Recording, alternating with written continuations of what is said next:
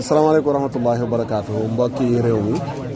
dañuy def vidéo bi rek ngir dalal xelu mbokk sëñ daara yu bari ndax boobu ba léegi ñu ngi woote di laajte ana sëñ daara bi nga xam ne moom la ñuy dégg ne moom la ñu dal ci kawam di dalal seen xel rek ne mi ngi nii ñu ngi toog nii ci wetam ñu ngi fii ci Grand Dakar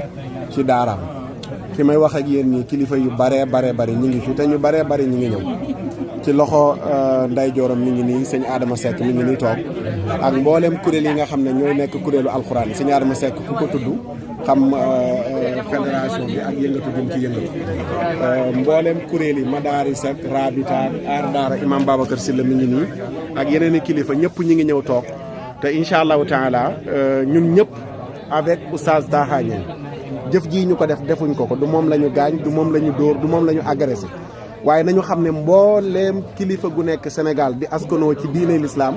yow la ñu agressé yow la ñu dóor yow la ñu gaañ moo tax ñun ñëpp ñu dagg suñu yite ñëw fii toogandoo ak moom ci daara ji wan ko ne ko ñun ñi ngi ànd ak yow 100% te jëf jii ñu arrêté ko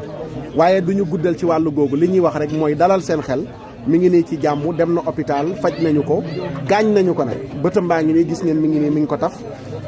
en même temps fetal lañ jël mujj gi di ko dóor ci bopp bi mënoon nañ ko sax rey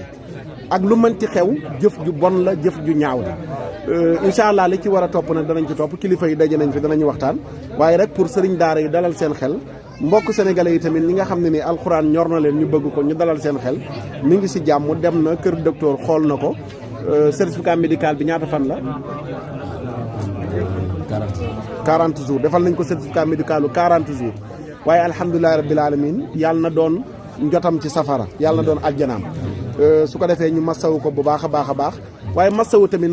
moromu sëñ daaraam yi nga xam ne ni yëpp tey fitnaal nañ leen ndax du moom kese am nañ ko am dañ ko jël dugal ko ci oto bi muy sëriñ daara ñu tëggu ko pes monate ko te kooku dañoo yóbbu ay ndongo moom mi ñoo bokk fii ñu nekk fii ci Grand Dakar mu ne doomu bàjjanam la waaw doomu bàjjanam lañ def lu mel noonu